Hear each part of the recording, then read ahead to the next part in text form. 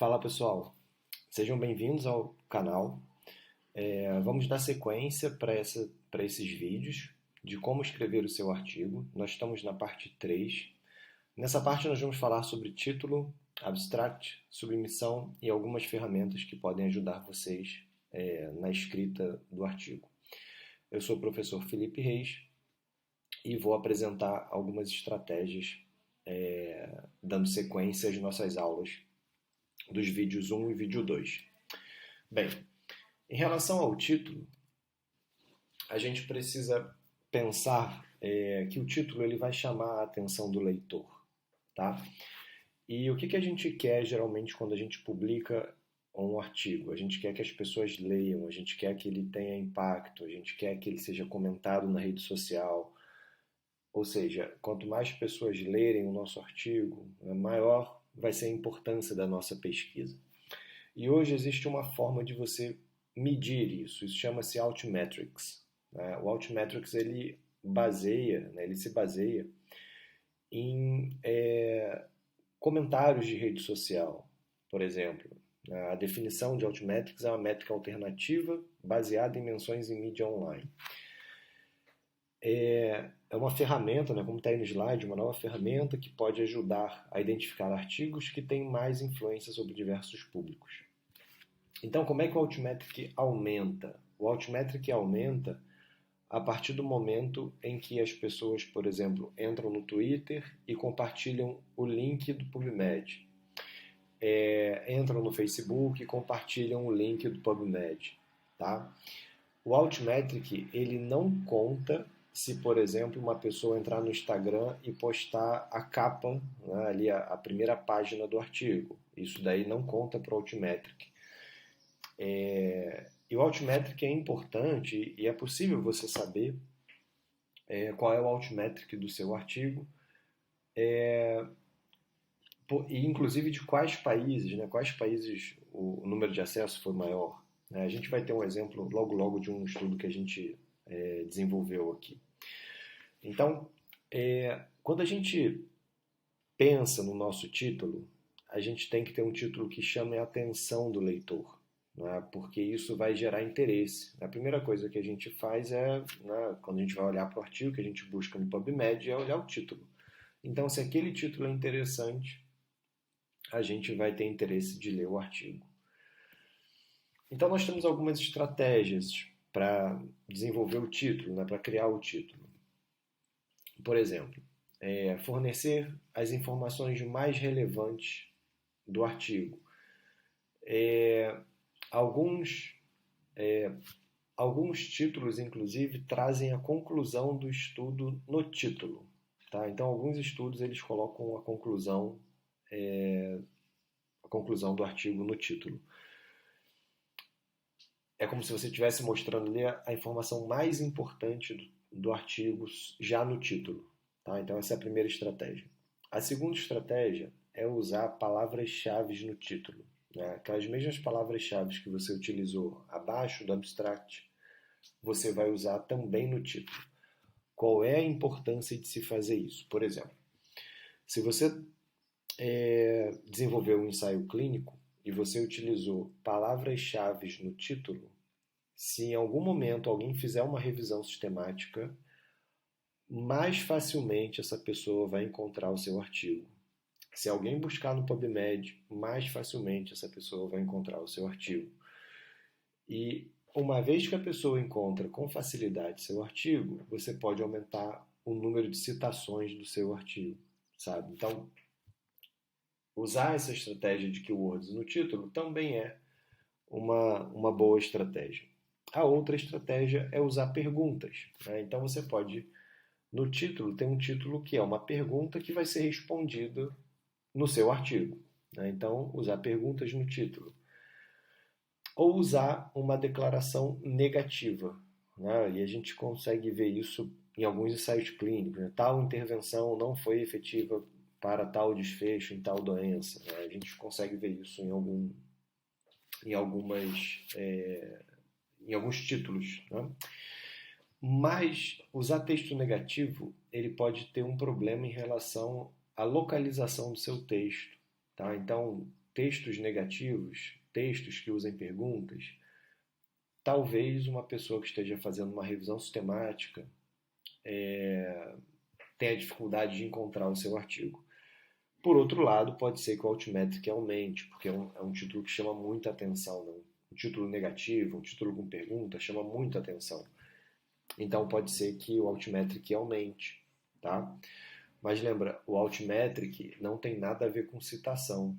Tá? Altmetric é uma medida de rede social. Tá? E citação não. Citação é se o artigo foi citado no outro artigo. Tá?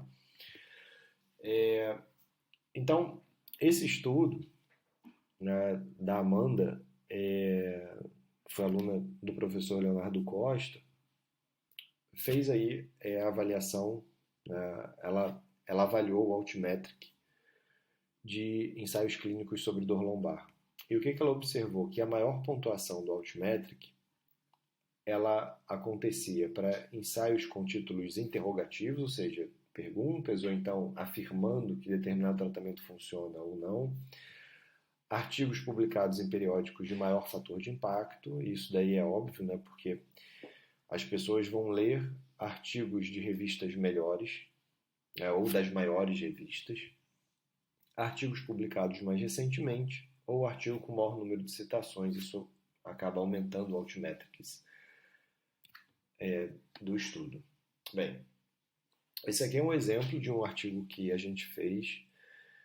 Esse artigo ele fala sobre a associação de dor no pescoço e o uso de celular. Esse foi o primeiro artigo que a gente publicou. E nessa época, que foi 2018, ele teve um impacto muito grande na rede social, porque foi o primeiro artigo que realmente tinha investigado isso. Então, havia, né, um conhecimento empírico de que haveria uma associação de dor cervical com o uso do celular, mas quando a gente testou isso, a gente observou que essa associação não apareceu no estudo, né? Não houve associação entre o uso do celular e a dor cervical. E isso foi muito comentado em rede social, principalmente no Twitter. Então a gente consegue ver aqui no slide a distribuição, né, a localização das pessoas que tuitaram sobre esse estudo. Então você consegue ver, né, em que parte do mundo, né, as áreas mais escuras ali são áreas que tuitaram mais, em que parte do mundo que essas pessoas tuitaram sobre esse nosso estudo. Tá? Então você consegue ver aqui em blog, no Twitter, no Facebook, se teve vídeo, você consegue ter uma ideia aqui do Altmetric do seu artigo. Bem, então apresentei algumas estratégias para a criação do título do artigo, agora vamos falar do abstract. O abstract ele não tem muito mistério. As revistas agora elas estão variando de 200 palavras até 500 palavras. Então, fiquem muito atentos em relação ao número de palavras do abstract e como o abstract ele deve ser construído. Algumas revistas pedem para você criar um abstract estruturado. O que é isso? Que você coloca como se fosse um título, né? Objetivo, aí você diz qual é o objetivo. Método, quais foram os métodos. Resultado, quais foram os resultados. Conclusão, qual foi a conclusão. E existem revistas que pedem abstracts não estruturados. Tá? Então, não estruturados você escreve em texto corrido. Tá? Não tem esses subtítulos. Então, fiquem atentos em relação aos critérios para se escrever o abstract. Mas, de uma forma geral, o abstract ele tem um background, que é a contextualização e o gap da literatura, o objetivo do estudo, a metodologia, os resultados e a conclusão. Quando eu tenho uma limitação grande de palavras, onde eu vou crescer, onde eu vou dar mais informação no meu abstract? Se você tem um número limitado de palavras, dê mais ênfase em método e resultado. Tá? Deixe muito claro qual foi o objetivo do seu estudo, quais foram os métodos e resultados. Tá? Mas se mesmo assim ainda ficar grande, e você avaliou, você fez muitas avaliações, você coletou muitas variáveis, você tem muito resultado. Quais foram os seus principais resultados? Apresente o resultado principal no abstract. Ao invés de você querer apresentar todos os resultados no abstract, apresente somente o principal com o objetivo de diminuir o número de palavras, tá? Agora, uma outra coisa que vocês precisam ficar atentos é com o spin, tá? O que seria o spin? O spin é você valorizar no abstract uma coisa que não foi o ponto principal do seu estudo. Tá? Ele foi um ponto secundário, uma análise secundária, uma análise de subgrupo que foi feita e você valoriza isso no abstract. Muito cuidado com o spin. O spin vem sendo estudado, ele é muito frequente em ensaios clínicos e ele vem sendo estudado em diversas áreas com o objetivo de se identificar se o spin é comum nessas áreas. E a gente tem visto que é muito frequente que alguns autores adotem o spin. Então, por definição, spin é uma deturpação dos resultados do estudo que pode ser usado para influenciar positivamente a interpretação de resultados que não foram estatisticamente significativos ou não foram clinicamente importantes, podem enfatizar o benefício aparente de um resultado secundário ou resultado de subgrupos. O que eu quero dizer com isso? Por exemplo, uma pessoa fez uma determinada pergunta, mas para aquela pergunta ela não observou o resultado, mas observou o resultado para uma informação secundária, por exemplo. Vamos lá. Uma pessoa queria saber a efetividade de um determinado tratamento para intensidade de dor. Para a intensidade de dor, o tratamento A versus B não foi diferente.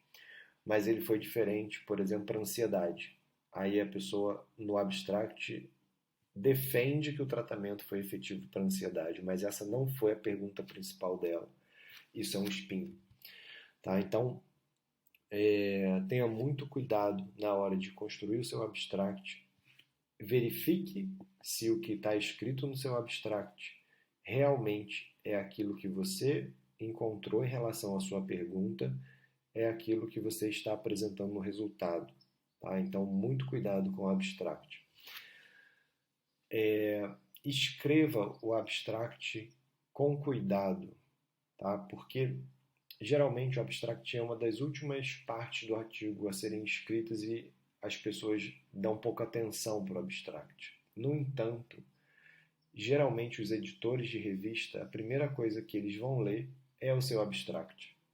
Tá? Então, se o seu abstract estiver ruim, pode ser que ele já recuse somente pelo abstract. Tá? Então, muito cuidado com o abstract. É como se o abstract fosse realmente ali o trailer, né, do seu artigo. Bem, vamos falar um pouco da submissão agora do artigo. Né? A gente falou de todas as sessões, a gente começou falando de resultado, de método, fomos para a introdução, discussão, falamos de título, de abstract. Vamos falar do processo de submissão. Bem, agora você tem todo o seu artigo pronto. Né? Você escreveu tudo que você tinha que escrever, todas as sessões estão prontas, você está com ele ali, né, a ponto de bala para mandar para a revista. Como é que você faz? Como é que eu escolho a revista? E aí eu selecionei aqui algumas dicas para tentar ajudar vocês. Né? Então vamos lá. Primeiro, verifique quais são as revistas mais importantes da sua área. Verifique quais as revistas publicam o assunto do seu paper. Tá? Então uma busca no PubMed com o tema principal do seu artigo pode ajudar você a olhar quais são as revistas que publicam aquele assunto. A partir daí que você identificou as mais importantes da sua área, as que publicam esse assunto, faz um ranking. Tá? Um ranking decrescente de acordo com o fator de impacto de cada revista. Verifique se o seu paper está de acordo com o escopo e a política da revista. Tá? Então, assim, a primeira coisa que você vai fazer é a lista de revista e, né, você pode montar isso numa planilha do Excel e colocar ali em ordem decrescente as revistas de acordo com o seu fator de impacto. Verifique se seu artigo está de acordo com o escopo daquela revista. Então você escolheu lá de maior fator de impacto, mas o seu artigo se encaixa nessa revista, a revista publica esse tipo de artigo, porque isso vai te evitar gastar tempo. Se você mandar um artigo, sei lá, sobre dor para uma revista de informática, que não tenha nada de informática, na hora você gastou um tempo ali de mandar para o editor, às vezes a revista demora a responder, fica um mês com o artigo preso e não faz parte do escopo da revista. Tá? Aí você vai tomar uma negativa por conta do escopo. Tá? Verifique se existem taxas, tá? Como por exemplo APC, né? Article Processing Charts, charts está escrito errado aí no slide. Porque na hora que você submete, você pode ser cobrado por um valor. Então, sempre leia as instruções para os autores e verifique se existe taxa de submissão, se existe taxa de publicação, porque geralmente essas taxas para nós brasileiros elas são muito caras, tá? Então tem taxa de $1.000, $2.000, $3.000 e aí você vai acabar tendo um artigo aceito, tá? E acabar tendo que pagar aí uma taxa grande, tá? Ou submeter o artigo, a revista já te cobra, tá? Então verifique cuidadosamente o que a gente chama de instruções para os autores. Tá? Por último, verifique se a revista é predatória. Algumas revistas que são chamadas de Open Access, elas são revistas abertas e elas cobram por isso. Mas existem as revistas predatórias, elas só cobram por isso. Tá? É como se você mandasse o artigo para uma revista e no dia seguinte já viesse a resposta de aceite.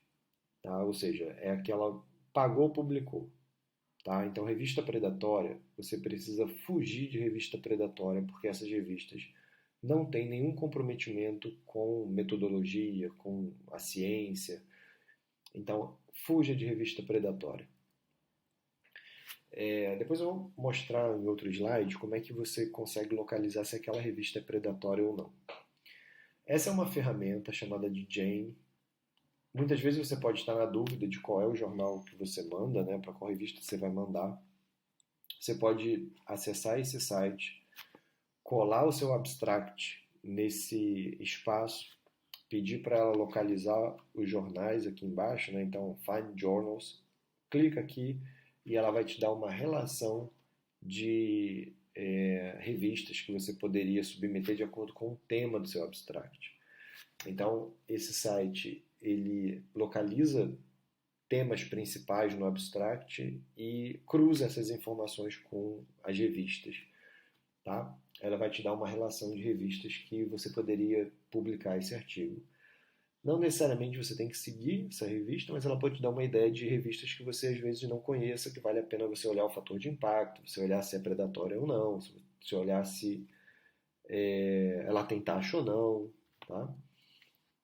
Então, por exemplo, aqui está o Brazilian Journal of Physical Therapy, tem essa seção, né, que você vai publique nesse jornal. Quando você clica aqui, aparece instrução para autores, o acesso ao sistema de submissão, informações sobre ética e contato.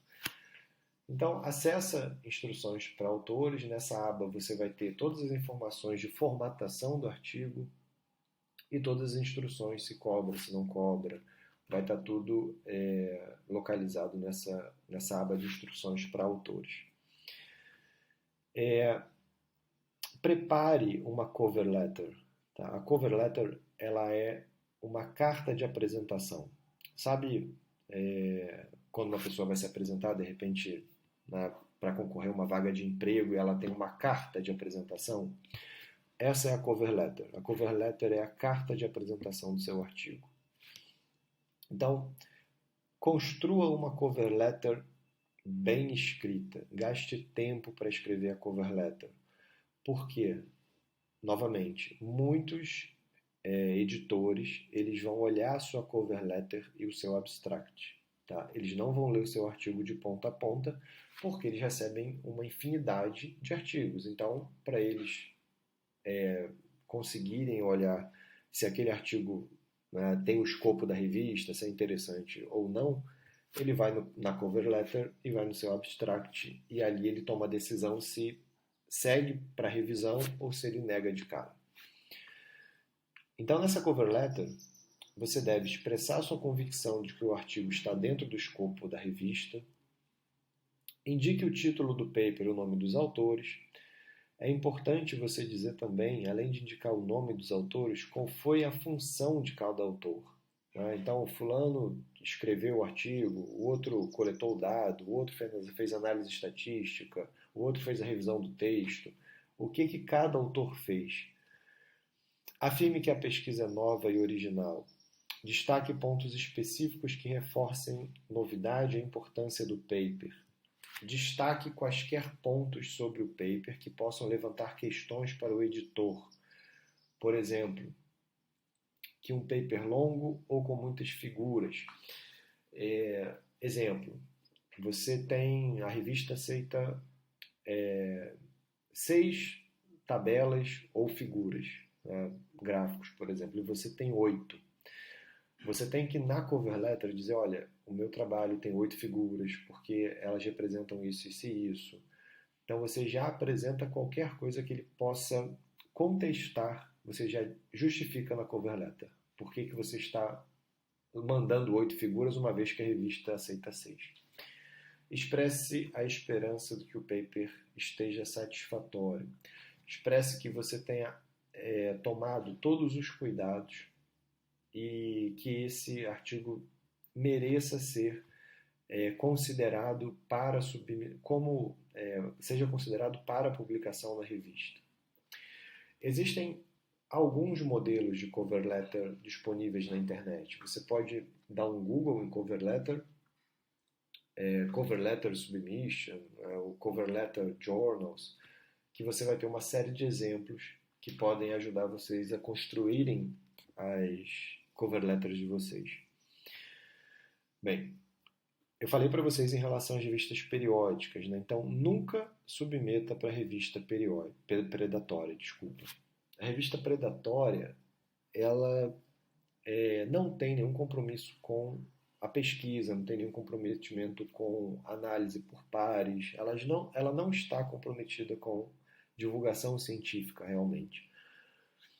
Então, na maior parte das vezes, ela funciona como pagou, publicou, tá? Então, você deve fugir de revistas predatórias. Existe um site, né, que é esse site que eu coloquei aqui para vocês, chamado Lista de Bell. A Lista de Bell permite que você jogue ali um termo, né? Então, por exemplo, joguei Physical Therapy, né? Porque revistas de fisioterapia podem ter Physical Therapy no nome, ou eu posso jogar o nome da revista, ou eu posso jogar outros termos.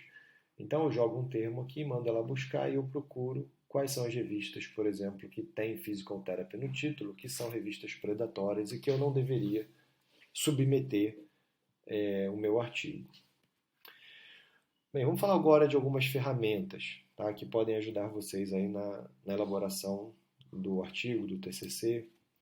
Bem, a primeira delas são as ferramentas para referência. Tá? Eu fico para morrer com o aluno que coloca a referência na mão. Tá? Isso não existe mais. Né? Existem uma série de editores de referência, como o Mendeley, que são gratuitos. Né? Aqui tem o Mendeley e o EndNote. O Mendeley é gratuito. Você consegue baixar, usar o Mendeley, e ele vai colocar todas as referências para vocês, no formato que vocês escolherem. Não corre risco de você errar referência, de esquecer referência. Tá? Então, utilizem editores de referência. Bem, existem alguns sites que ajudam na escrita em inglês, como, por exemplo, o Ludwig Guru. ele pode te ajudar a encontrar sinônimo para alguns termos, para algumas palavras. Por exemplo, você está cansado de escrever however, você acabou de escrever however duas, três frases acima, e você viu que na frase veio um however de novo. Você joga aqui no Ludwig Guru, ele vai te mostrar sinônimos, né, para esse caso, para o however. Né? O Power Teasers, quando você tem uma frase e você não está certo se aquele termo, aquela frase, ela faz sentido ou ela é usada.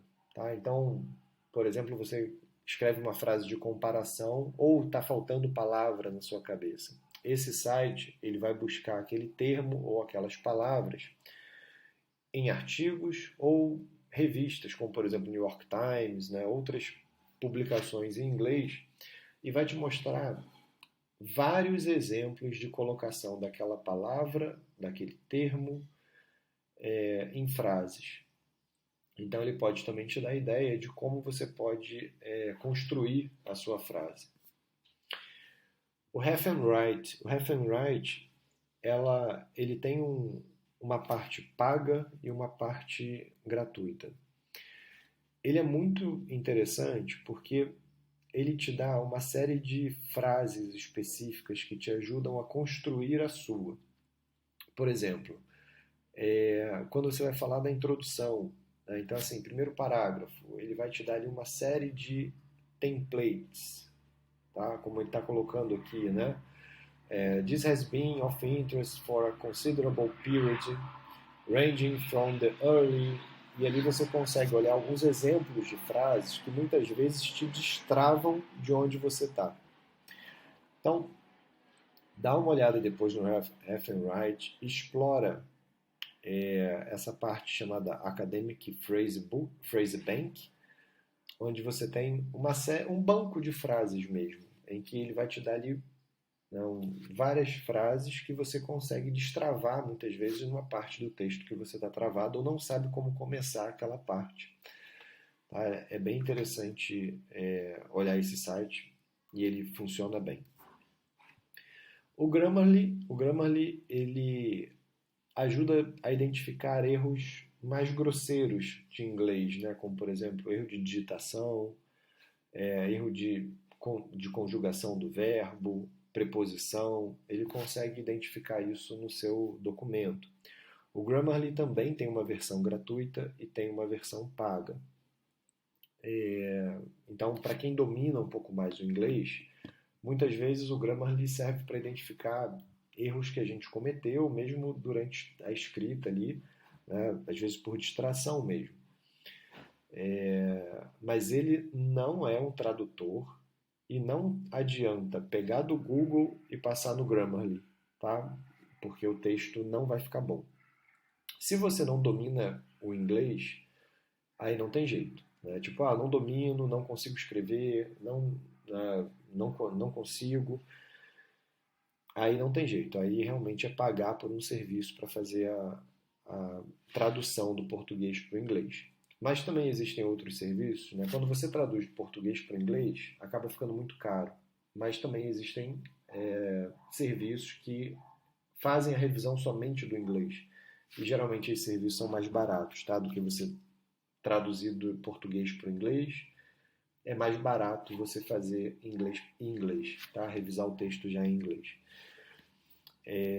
Então o Grammarly também pode ajudar aqueles que já dominam um pouco mais o idioma. E eu deixo também algumas referências bibliográficas para vocês acessarem. Tá? Aqui no Brasil a gente tem o Gilson Volpato, que se dedica bastante nessa área de escrita científica. Né? Então, recomendo bastante os livros do Gilson. Ele tem inclusive, né, um site de treinamento. Né? Então, para quem quiser mergulhar, estudar um pouco mais sobre escrita científica, procure os livros do Gilson Volpato, ou mesmo o site que ele tem ali de portal de treinamento por exemplo, de escrita científica. Bem, nesse terceiro vídeo a gente encerra essa sequência, espero que tenha sido útil para vocês. Comenta aí embaixo se vocês gostaram e obrigado por assistir essa sequência de 3 vídeos sobre escrita científica.